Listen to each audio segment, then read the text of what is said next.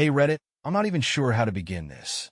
I've been lurking here for a while, reading about other people's relationship problems, never thinking I'd be posting my own.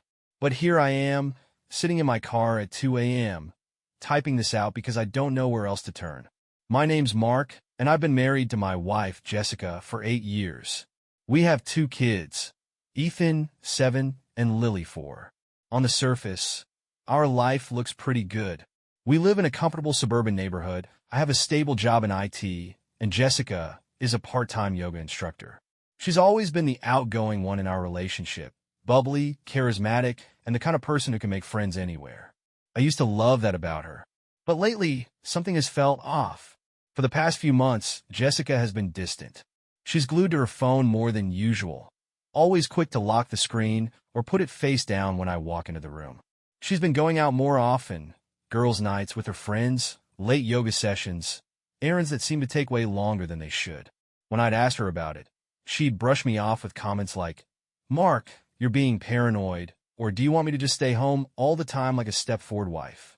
At first, I thought I was overthinking things. Marriage isn't always perfect, right?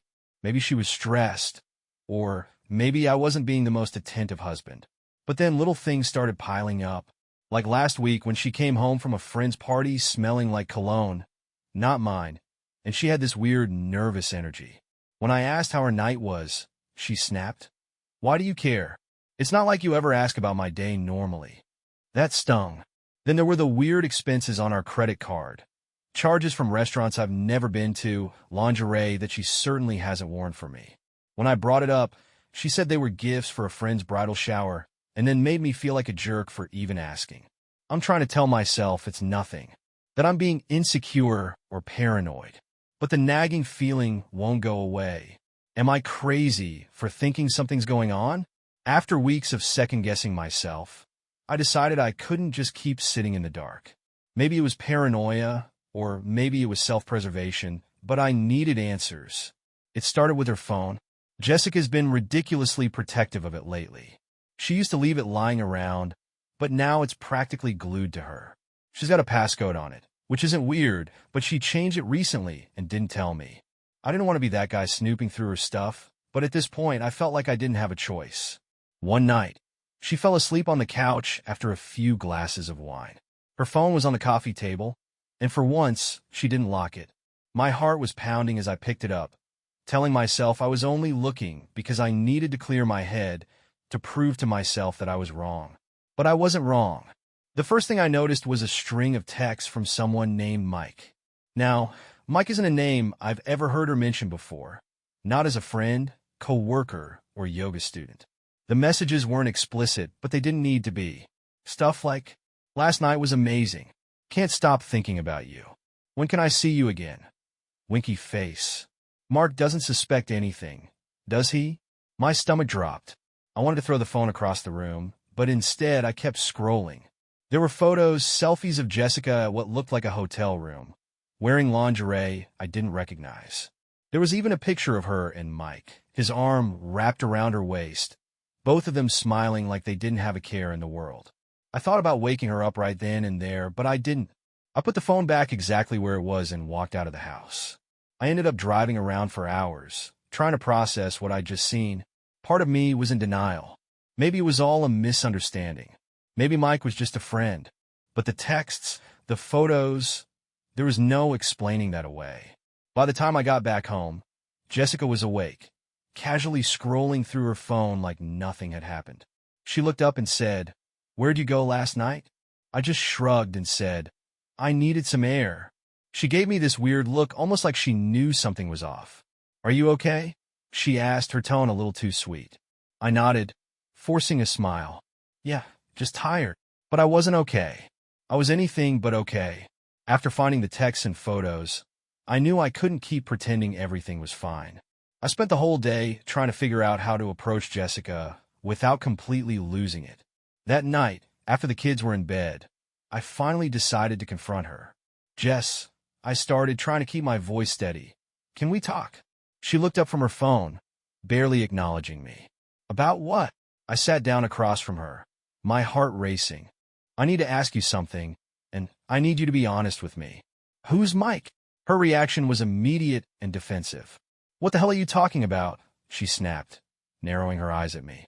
I pulled out my phone, where I had taken screenshots of the texts and photos. "This," I said, holding it up. "Explain this." Her face went pale for a split second before she composed herself. "You went through my phone?" she hissed, completely ignoring the evidence in front of her. "Are you serious right now, Mark? That's such a violation of my privacy." "Privacy?" I shot back, unable to keep the anger out of my voice. "You're cheating on me, Jessica. Don't try to turn this around on me." "I'm not cheating," she said, crossing her arms.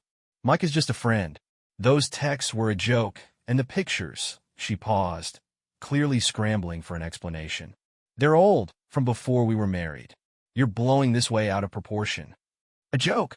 I repeated, incredulous. "Jessica, he literally asked when he could see you again, and you told him you couldn't wait to sneak out. How is that a joke?" She stood up, throwing her hands in the air. "You're being insane, Mark. Do you even hear yourself? You're acting like some jealous, insecure maniac." At that point, I couldn't take it anymore. "Stop lying, Jess," I said, my voice breaking. "I know what I saw. Just admit it." Her demeanor changed in an instant. She went from defensive to smug, almost like she had been waiting for this moment. "Fine," she said, crossing her arms and leaning against the wall. "You want the truth? Yes, I've been seeing Mike. But can you blame me? You're boring, Mark. All you ever do is work, come home, and sit on the couch." I needed excitement. I needed someone who actually pays attention to me. Her words hit me like a punch to the gut. I couldn't believe what I was hearing. This wasn't the woman I married, the mother of my children. This was someone else entirely.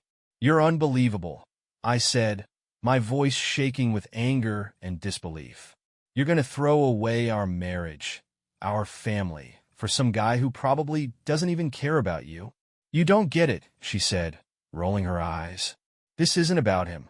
It's about me. And maybe if you'd been a better husband, this wouldn't have happened." I felt like I was going to explode. I couldn't believe the level of selfishness and cruelty she was capable of. "I guess I'm not the only liar in this house," I said quietly before walking out of the room.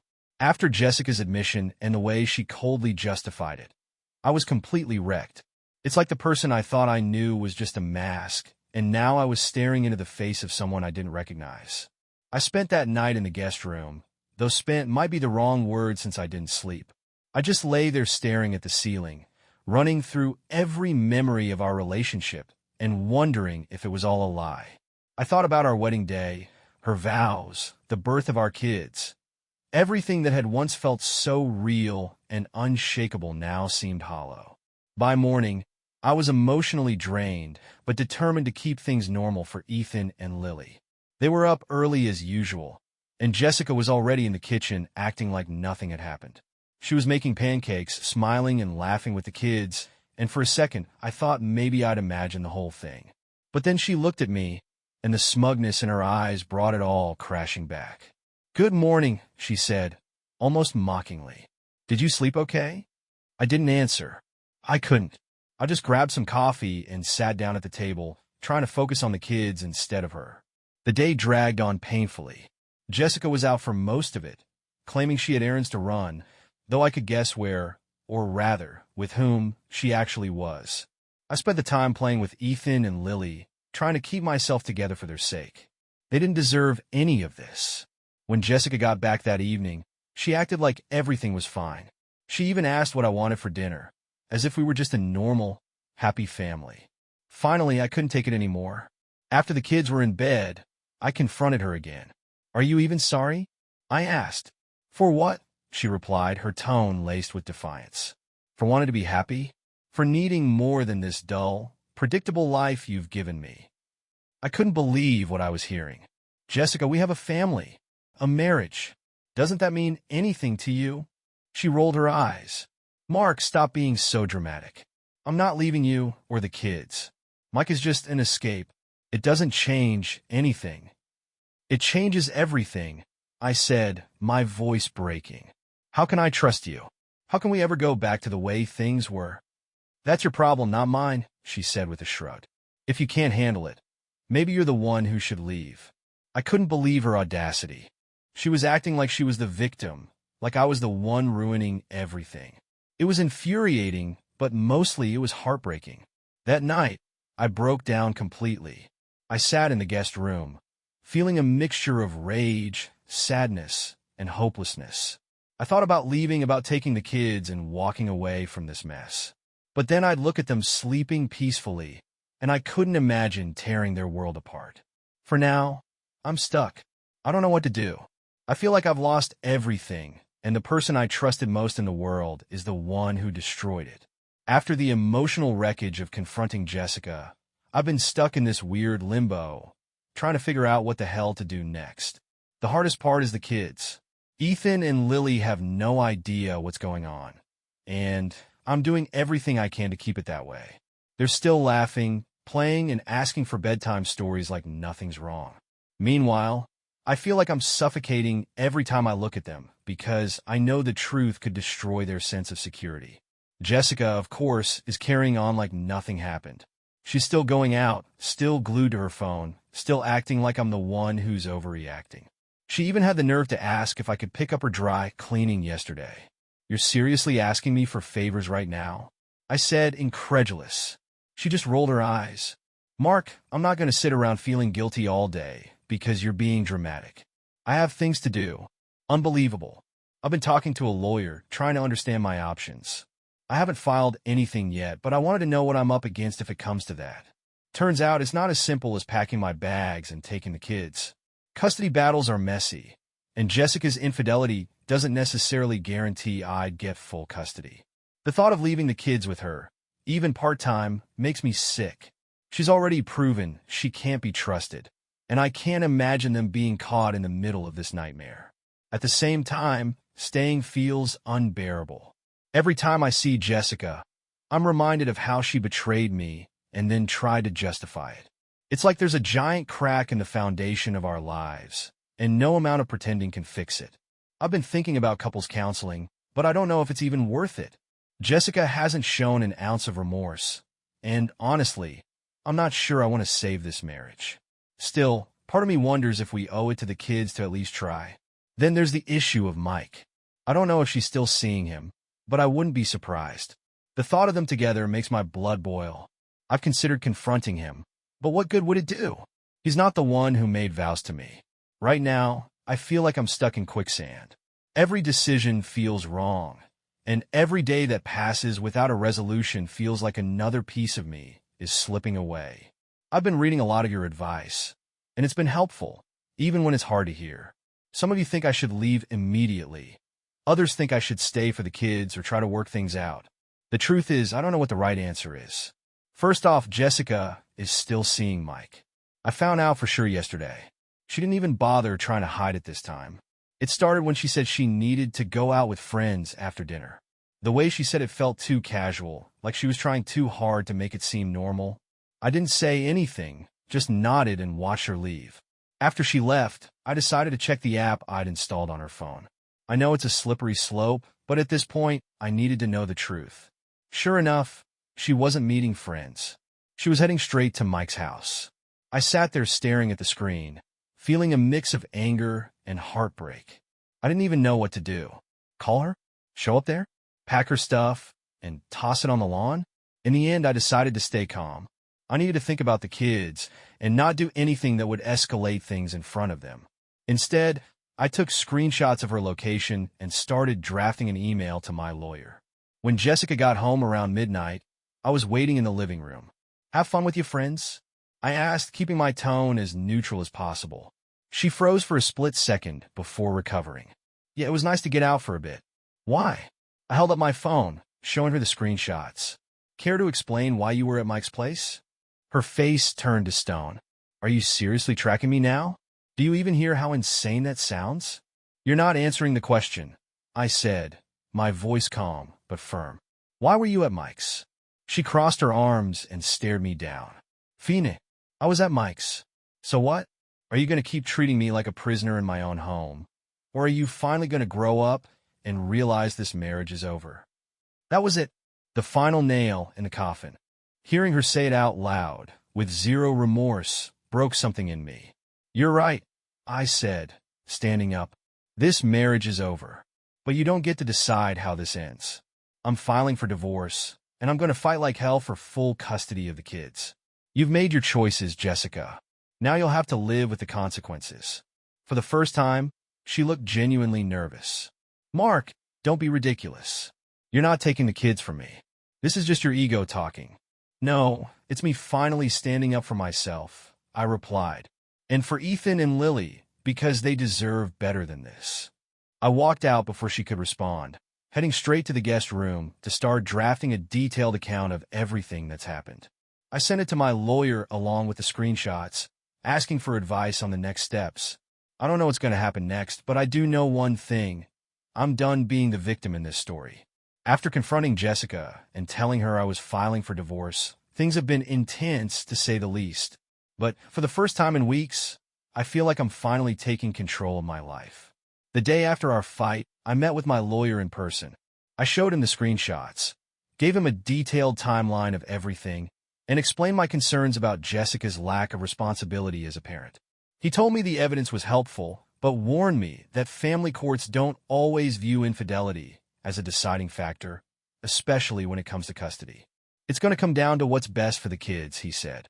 If you want to push for full custody, you'll need to prove that you're the more stable and reliable parent. I knew he was right, but it stung to think that the person who cheated and blatantly lied could still end up with equal custody. Still, I wasn't going to back down. Ethan and Lily deserve better, and I'm determined to do everything I can to protect them. When I got home, Jessica was already there, acting like nothing had happened. It was surreal, like we were living in two different realities. She even tried to start a conversation about what we should do for Ethan's birthday next month. Are you seriously pretending everything is fine? I asked, unable to hide my disbelief. She shrugged. What do you want me to do, Mark? Cry and beg for forgiveness? You've made it clear where you stand, so I'm just trying to keep things civil. Civil? I repeated, laughing bitterly. Jessica, you've been lying to me, disrespecting our marriage, and jeopardizing our family. Civil isn't the word I'd use. She sighed dramatically. Mark, I get it. You're hurt. But let's not make this harder than it needs to be, okay? The kids need stability, not drama. It took everything in me not to lose it. The audacity of her trying to paint herself as the reasonable one was almost too much to handle. Later that night, I sat down and started putting together a parenting plan. I knew the courts would want to see a clear proposal for how I planned to handle custody and co-parenting. So I outlined everything. School schedules, extracurricular activities, holidays, even rules for communication between Jessica and me. As I worked on it, I felt a strange sense of clarity. For the first time since this nightmare started, I wasn't focused on Jessica or her betrayal. I was focused on Ethan and Lily and what they needed from me. The next morning, I told Jessica I wanted to discuss a custody arrangement. She smirked. Oh, so you're playing lawyer now? Good luck with that. This isn't about winning or losing, I said. It's about doing what's best for the kids. And if you cared about them as much as you claim to, you'd take this seriously. Her smirk faded, and for a moment, I thought I saw a flicker of guilt. But then she shook her head and walked away, muttering something about me being dramatic. It's been a few days since that conversation, and things are tense but manageable. I've been documenting everything. Every conversation, every interaction, every questionable decision Jessica makes. It's exhausting, but I know it's necessary. Through it all, Ethan and Lily have been my anchor. Their laughter, their hugs, their little moments of joy, they remind me why I'm fighting so hard. Things have been moving quickly since I started documenting everything and working with my lawyer. If I've learned one thing in this process, it's that preparation is everything. But man, this is emotionally draining. After my last post, I doubled down on gathering evidence. I went through every text message, email, and bank statement I could find. Jessica's behavior has been erratic at best and downright reckless at worst. She's been coming home later and later, sometimes not even bothering to explain where she's been. One night, she came in around 2 a.m., reeking of alcohol. I was still up working on a project for Ethan's school, and when I asked her where she'd been, she just waved me off. Out with friends, she slurred. Why do you care? You've already decided I'm the bad guy. Because we have kids, Jessica, I said, trying to keep my voice calm. You can't just check out whenever you feel like it. She rolled her eyes. Oh, please. Don't act like you're some saint. You're just as much a mess as I am. That stung, but I didn't take the bait. Instead, I noted the interaction in my log, along with the time she got home and her condition. The next day, I had a long talk with my lawyer.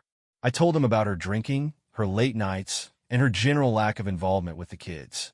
He advised me to keep documenting, but also suggested I start lining up character witnesses, people who could speak to my parenting and stability. I reached out to a few close friends and family members, explaining the situation. Everyone I spoke to was supportive, though a few expressed surprise that I was willing to go to such lengths.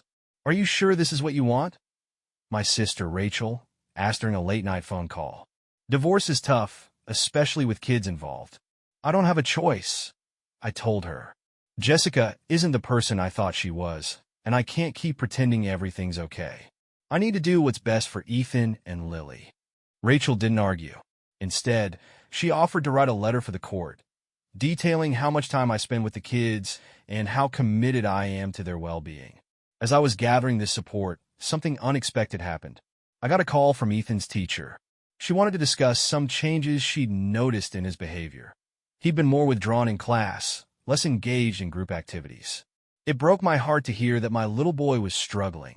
I knew the tension at home was affecting him, no matter how hard I tried to shield him from it. When I told Jessica about the teacher's concerns, she shrugged it off. Kids are resilient, she said. He'll bounce back. Jessica, this isn't just about bouncing back, I snapped. This is about making sure our kids feel safe and loved. And right now, they're picking up on everything that's wrong between us. She didn't have a response to that, and I didn't push it. Instead, I scheduled a meeting with a child therapist to get some professional guidance. Meanwhile, Jessica's behavior continued to spiral. She started spending money like water, expensive dinners, spa days, new clothes. I suspect she's using our joint account to fund her time with Mike, but I haven't been able to confirm it yet. The final straw came when I overheard Ethan asking Jessica why she doesn't read him bedtime stories anymore. Her response? Ask your dad. He's better at that stuff. I had to leave the room before I said something I'd regret. Right now, I'm focusing on building the strongest case I can. My lawyer is confident, but he's also realistic. This won't be an easy fight. After my last post, things with Jessica took an unexpected turn. I think she's starting to feel the pressure because her usual bravado is slipping. And for the first time, I'm seeing cracks in her armor. Let me rewind to last week. After another late night of documenting and preparing for the inevitable court showdown, I finally crashed on the couch. Around 1 a.m., I woke up to Jessica on the phone in the kitchen. She was trying to whisper, but she's never been great at subtlety, especially when she's had a few glasses of wine. I just can't deal with his self-righteous crap anymore, she hissed. He's acting like a martyr, but he's no saint, Mike. Honestly, I'm just biding my time until this is over. Hearing her talk about me like that, especially to him, made my blood boil. But instead of barging in, I grabbed my phone and hit record. I know it sounds sneaky, but at this point, I'm playing defense, and every piece of evidence counts. The next day, I asked Jessica point-blank if she'd spoken to Mike recently. No, she said without missing a beat. Why would I? Just curious, I said, keeping my tone casual. It seems like you've been spending a lot of time with him. Her eyes narrowed. Oh, so now you're stalking me? I didn't take the bait. Instead, I calmly said, I'm not stalking you, Jessica. I'm just trying to understand what's going on here. She rolled her eyes and muttered something about me being paranoid before storming out of the room. That interaction pretty much sums up where we are right now. Jessica deflects, denies, and doubles down while I quietly gather my evidence and focus on the kids. Speaking of the kids, I had the meeting with Ethan's therapist, and it was eye-opening. The therapist, Dr. Harper, was compassionate but direct. She explained that Ethan is internalizing a lot of the tension at home and that his withdrawal is a way of coping. He's very perceptive, she said. Even if you and your wife aren't arguing in front of him, he senses that something is wrong. Hearing that was like a punch to the gut. I've tried so hard to shield Ethan and Lily from the fallout of all this, but clearly, I haven't done enough. Jessica, of course, dismissed the therapist's concerns. Kids go through phases, she said when I told her about the session. He'll grow out of it. Her indifference made me see red, but I kept my cool. Instead of arguing, I scheduled another session with Dr. Harper and made a point of spending extra time with Ethan and Lily. We started doing family nights again, just me and the kids. We cook dinner together, play board games, and end the evening with a movie. It's been good for all of us, even if it feels bittersweet knowing Jessica wants no part of it. Meanwhile, the financial side of things is becoming a bigger issue. I got a call from the bank last week about a suspicious charge on our joint account. $200 for a luxury hotel stay. When I confronted Jessica about it, she didn't even bother coming up with a believable lie. Oh, that? It was a girls' weekend, she said nonchalantly. A girls' weekend? I repeated, staring at her in disbelief. Jessica, do you even hear yourself? We're in the middle of a divorce, and you're blowing money on spa weekends while I'm paying all the bills and taking care of the kids. She shrugged. I needed a break, Mark. God, you act like I committed a crime. I couldn't believe her audacity. She's been so caught up in her little fantasy world with Mike that she's completely detached from reality. To make matters worse, Mike's name has started popping up more frequently. A mutual friend of ours, Hannah, reached out the other day to tell me she'd seen Jessica and Mike together at a restaurant across town. They weren't exactly being discreet, she said. I thought you should know. I thanked her for letting me know and added it to my growing file of evidence. At this point, I'm not even surprised anymore. Disappointed? Absolutely. But surprised? Not a chance. One of the most surreal moments came a few days ago when Jessica had the nerve to suggest we try couples counseling. Are you serious? I asked, unable to hide my incredulity. Jessica, you've been lying, cheating, and spending our money like it's Monopoly cash. What exactly do you think counseling is going to fix? She rolled her eyes. I'm just saying we should try to be civil for the kids' sake. Maybe if you weren't so focused on playing the victim, we could actually work through this. It took every ounce of self-control not to lose it. Instead, I told her I'd think about it, knowing full well that I have zero interest in wasting time and money on therapy with someone who has no intention of being honest. Right now, my focus is on the upcoming court date. My lawyer has been a godsend, helping me prepare my case and ensuring I'm ready for whatever Jessica throws my way. I know it's going to be a battle, but I'm not backing down. Every time I feel like giving up, I think about Ethan and Lily. They're my world, and they deserve a parent who puts them first. After the whole ordeal with Jessica's late-night phone calls, her lack of accountability, and everything else I've been dealing with, things have started to shift. The tension at home is palpable, but I've made one major decision that I know will have long-term consequences. I'm putting the kids first, no matter what. I spoke with my lawyer again this past week, and after everything that's been unfolding, we agreed that it's time to take this to court. There's no more pretending that this is just a rough patch. Jessica has checked out, and while I still care about her as the mother of our children, I'm no longer willing to sacrifice my mental well-being or the stability of our kids for a marriage that isn't working. It wasn't easy to reach that decision, but I realized that no amount of waiting around for Jessica to come to her senses is going to change the reality of our situation. I've been waiting for her to be honest, waiting for her to acknowledge what's been happening, but the more I wait, the worse things get. So I started focusing more on the kids, making sure they're okay. Ethan is still struggling, but we've had more meaningful conversations. The therapy has been a game changer, and I've been doing my best to give him the space to talk about his feelings, even though I don't have all the answers myself. And then there's Lily, who's been more quiet than usual. I sat down with her a few nights ago, just the two of us. I told her that it's okay if she feels confused or upset about the changes in our family. We're going to be okay, I told her. I promise you, no matter what happens, I'll always be here. It broke my heart to see how much she's been affected, but I also saw a glimpse of hope in her eyes. She knew she wasn't alone. I think for the first time in a while, we were both able to admit that we don't have all the answers, but we can face this together. Jessica, on the other hand, continues to be distant and defensive. It's almost like she's living in a different world, one where she doesn't have to take responsibility for anything. Whenever I try to engage her about the future, she either shuts down or deflects. The other day, I asked her what she thought we should do about the house and the kids. She snapped back, "I don't know, Mark. Maybe you should just take it all. I'm sure you've already made up your mind." I didn't know what to say to that. It was like she had given up on even pretending to care about a resolution. But that moment was eye-opening for me. I realized that her indifference is actually a blessing in disguise. It has forced me to take control of the situation, to be the stable one for Ethan and Lily. Over the next couple of days, I started laying the groundwork for what comes next.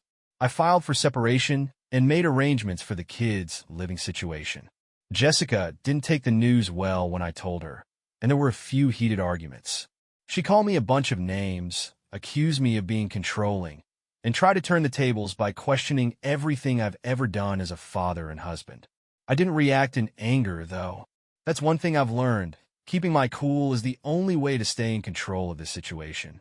Jessica wants to bait me, but I won't take it. I've seen her for what she is now, and no matter how hard it is, I have to keep moving forward. It's surreal, honestly.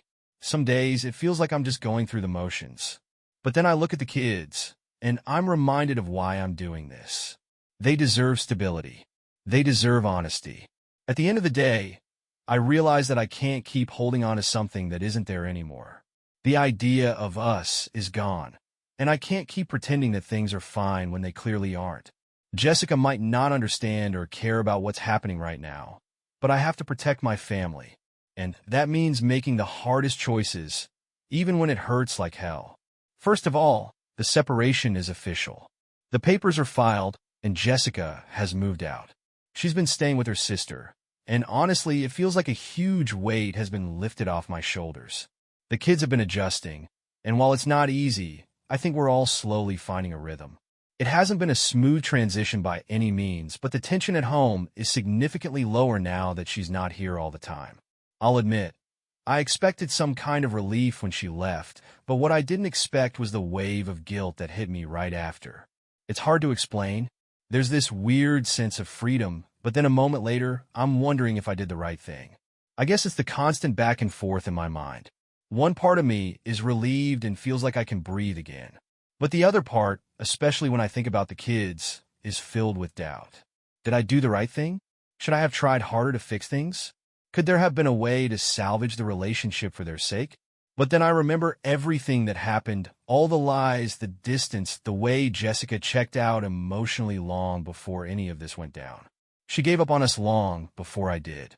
And as painful as it is, I know that staying in a toxic, broken marriage would have done more damage in the long run.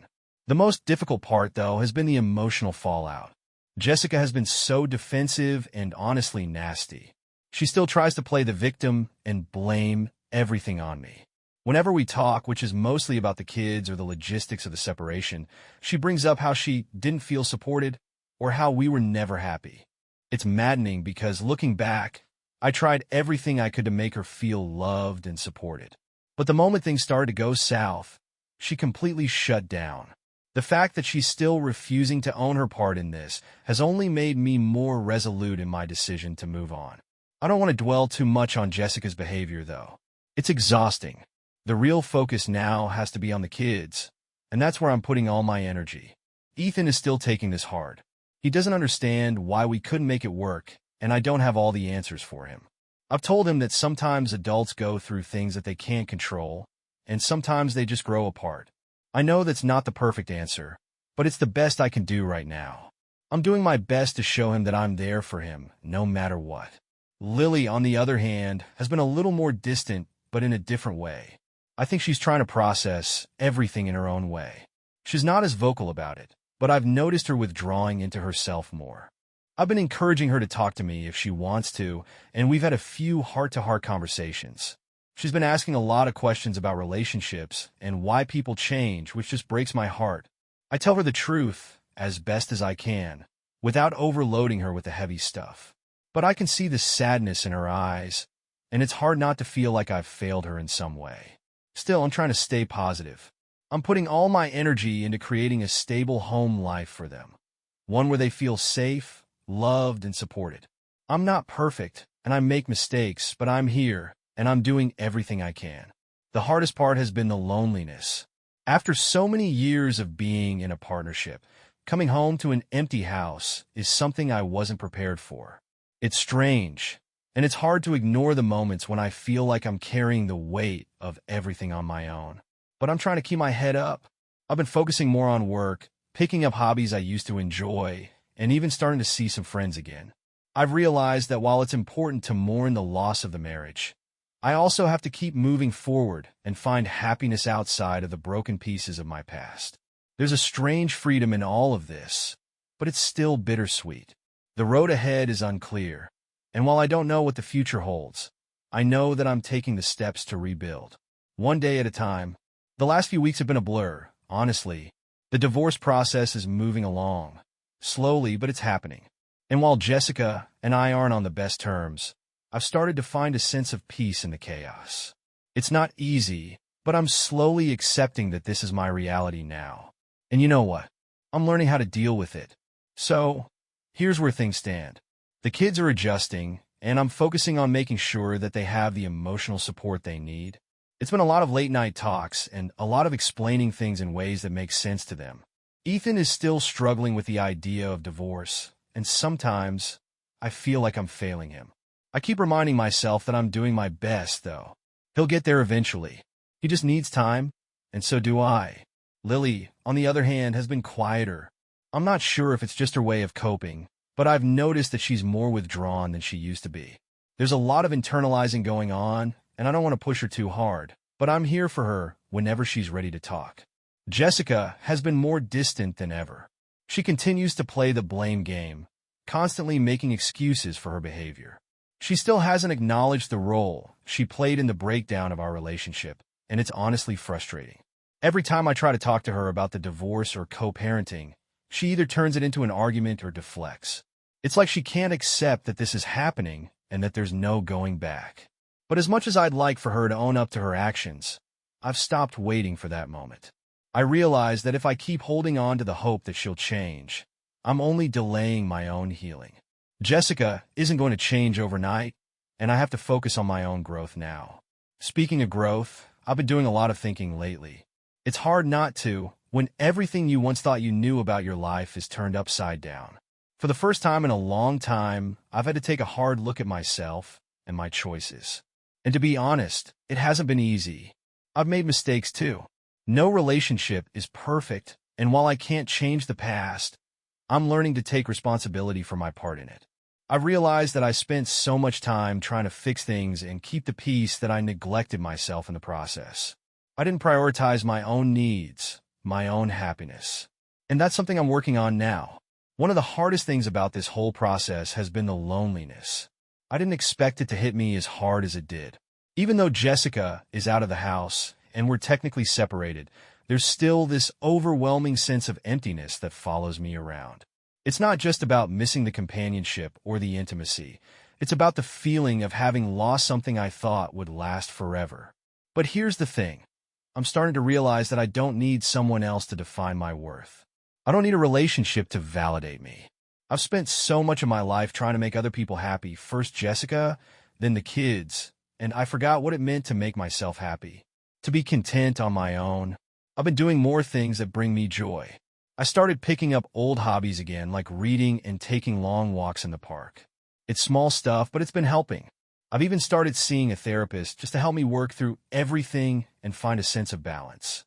I've also started connecting with friends I hadn't seen in years. It's funny how much you take for granted when you're in a relationship. You forget about the people who are always there for you. But now that I'm rebuilding, I'm focusing on those friendships again. And it feels good, really good. I'm not saying that everything is perfect. I'm not saying that I've got everything figured out. But I do know one thing. I'm starting to find myself again. I'm starting to realize that I'm strong enough to get through this, even if it doesn't always feel that way. The divorce process is far from over, but I'm no longer as afraid of it. I've accepted that it's part of my journey now. And while I'm not sure what the future holds, I know that I'm building something better for myself and for my kids. I'm moving forward, slowly but surely. First things first, things have been calmer between Jessica and me. It's not perfect, but it's tolerable. We've had a couple of discussions about co-parenting, and I can tell she's still bitter about the separation, but I've managed to stay level-headed for the kids' sake. The emotions that were once raw and unfiltered are starting to settle into a sort of routine. Jessica still throws in her little digs, trying to make me feel guilty for everything that went wrong, but I don't let it affect me the way it once did. We're at a point now where we communicate mostly about the logistics of sharing custody. I'll try to maintain boundaries. No more unnecessary conversations about the past. We talk about the kids, and that's it. It's a slow process, but we're getting there. The kids are doing okay. Ethan is still processing everything, but he's opened up a bit more to me lately.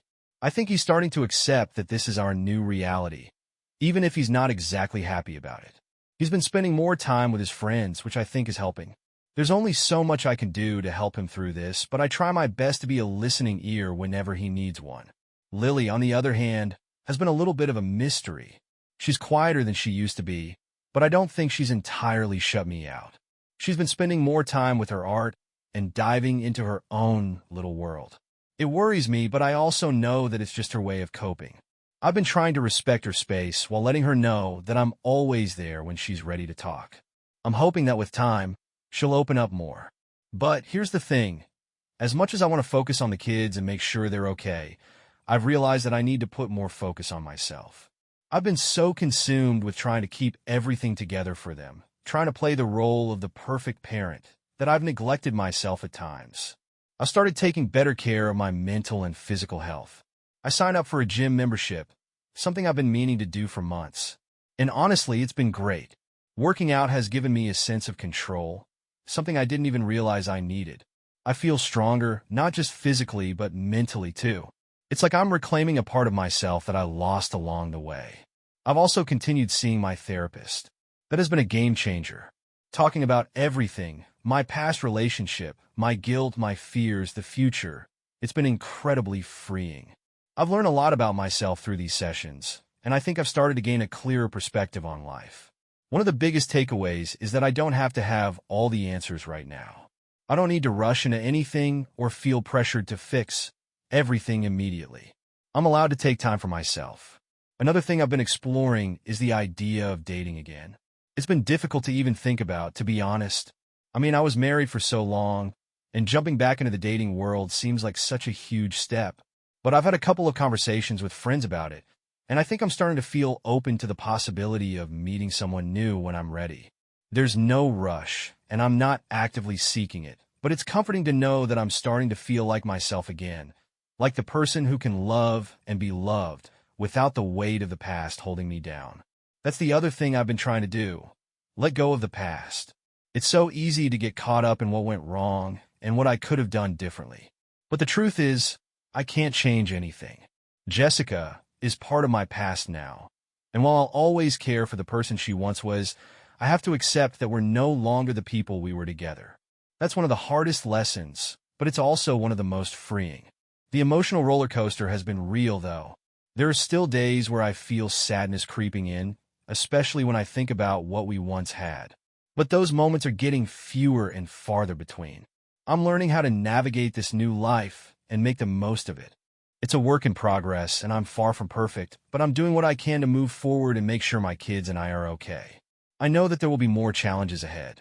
Co-parenting is never going to be easy, and there will be bumps along the road. But I'm ready for it. I'm learning to accept the unknown and trust that whatever happens, I'll be okay. I'll start with the co-parenting situation, since that's been one of the more challenging parts of this whole process. I'll be honest. I was really hoping that once we separated, things would settle down, and we'd be able to have civil, straightforward conversations for the sake of the kids. Unfortunately, that's not been the case. It's still a bit of a struggle. Jessica and I have had a few more tense moments, especially when it comes to the kids. There have been disagreements about schedules, about how to handle certain situations, and about, well, pretty much everything. Honestly, it feels like we can't have one conversation without it turning into some kind of emotional battle. She still seems so bitter about everything, and I get it. There's a lot of hurt on both sides. But it's frustrating when I feel like I'm the only one trying to make it work for the kids. I've been trying to stay calm and collected to keep reminding myself that this isn't about us anymore. It's about the kids, and I'm trying to maintain that focus. They need stability, and I need to be the one to provide that, even if Jessica can't see it that way. The whole situation is messy, but I'm just doing my best to keep things civil. As for the kids, they're still adjusting. Ethan is doing okay, but he has moments where he gets really quiet. I can tell he's still processing everything. He's been talking to a counselor at school, which I think is helping him. I've also been trying to spend more one-on-one time with him, just to check in and make sure he feels heard. He's not always open, but I think he's starting to come around. Lily is the one who worries me the most right now. She's still withdrawn and spends most of her time in her room, working on her art or reading. I get it, she's dealing with things in her own way, but sometimes it feels like there's this huge distance between us, and I can't bridge that gap no matter how hard I try. I've been respecting her space, but I'm also making sure she knows that she's not alone. She'll talk to me when she's ready. I guess what's been weighing on me lately is how different everything feels. When you're in a marriage for as long as Jessica and I were, everything starts to blend together. Your identity becomes intertwined with the other person's. And now that we're not together, I've had to figure out who I am again. It's honestly been a little scary.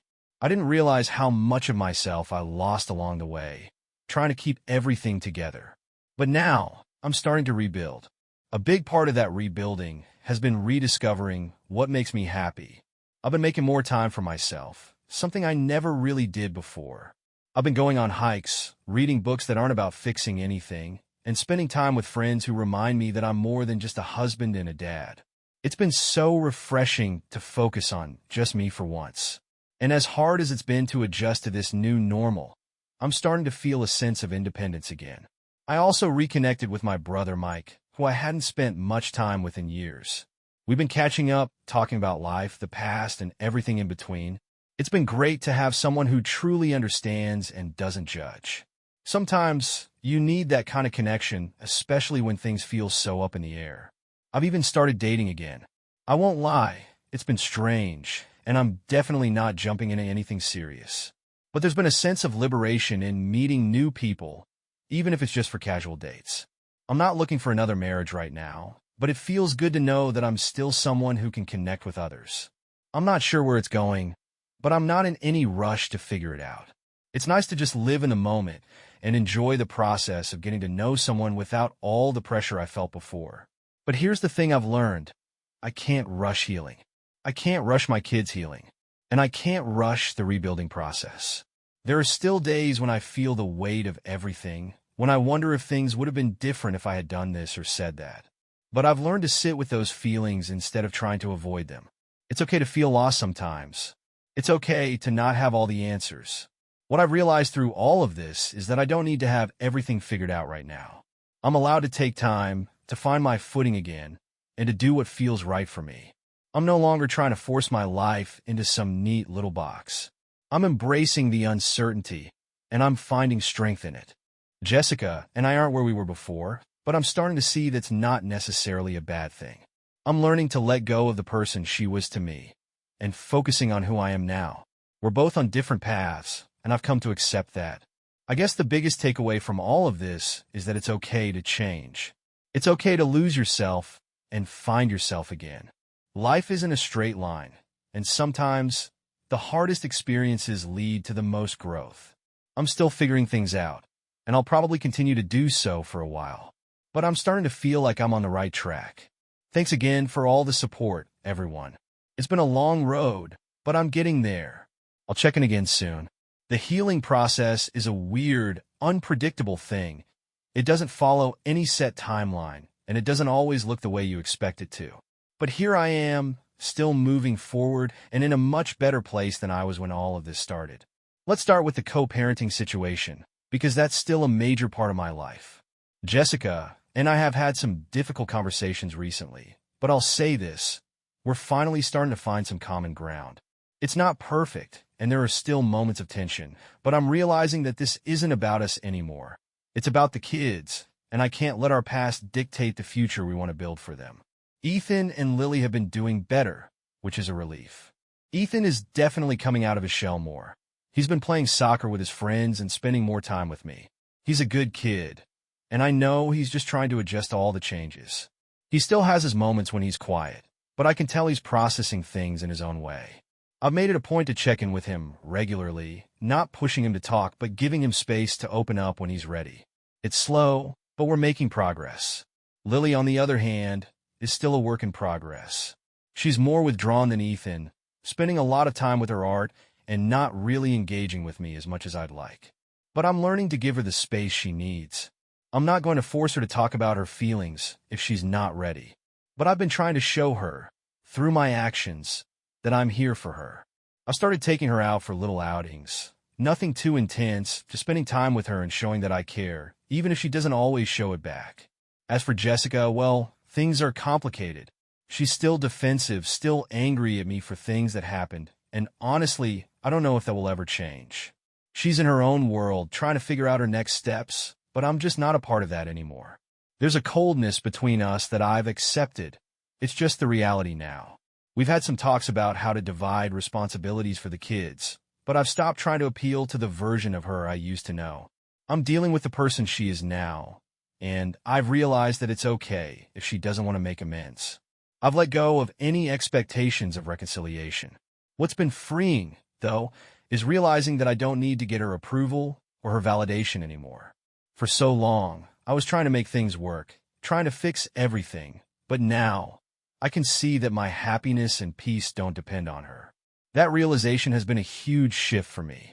I've stopped focusing on what Jessica thinks of me, and instead, I've been putting that energy into myself, into becoming the person I want to be. Dating is still something that feels strange, but I'm beginning to dip my toes back into it. I've gone out with a few people, and I've enjoyed the experiences. It's not about replacing Jessica or jumping into something serious right away, but I'm learning to enjoy the idea of having someone else in my life, even if it's just for a casual date. There's a certain liberation in knowing that I'm allowed to feel attractive again, allowed to enjoy someone else's company without the weight of a broken marriage hanging over me. But honestly, the most important relationship I'm focusing on right now is the one with myself. I've spent so much time caring for others, trying to be the good husband, the good father, the good everything, and it took me losing it all to realize that I never took care of me. I've been doing things that make me happy, things that feed my soul. I've been cooking meals just for myself, picking up new hobbies, spending time with friends, and getting outside in nature more. There's this feeling of independence that I didn't have before, and it feels so damn good. I'm learning to be okay with being alone. I've been on my own now for a while, and I'm getting more comfortable with it. I don't feel like I need to rush into anything, whether that's another relationship or another chapter in my life. I'm embracing the space to just be. The hardest part of all of this, though, is realizing that I'll never be the same person I was before. I don't know what my future holds, but I've accepted that I've changed.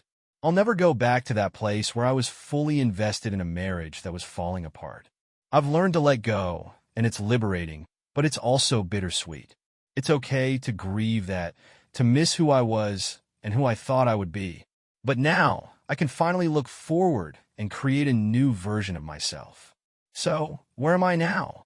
I'm somewhere between the past and the future, figuring it out as I go. I'm not rushing, I'm not forcing it, but I'm moving forward. And that's something, right? Something good. Thanks for all the support, Reddit. It's been a long road, but I'm getting there. I'll keep you updated, but for now, I'm just going to focus on the next step.